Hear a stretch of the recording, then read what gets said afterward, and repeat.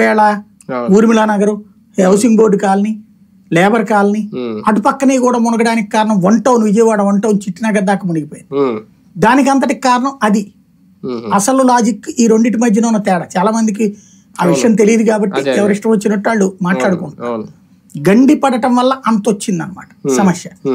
ఇది అక్కడ మెయిన్ లోపం ఏంటంటే, సరే ప్రకృతిని మనం అంచనా వేయలేం, గండి పడటం దాన్ని ఏదో చంద్రబాబు గారి తప్పు లేకపోతే ప్రభుత్వం తప్పు అని చెప్పను నేను, లేదా ఇంకొక ప్రభుత్వం తప్పు అని కూడా చెప్పను. గండి పడినప్పుడు ప్రజలకి సమాచారం అందించడం అనేది ప్రభుత్వపు బాధ్యత.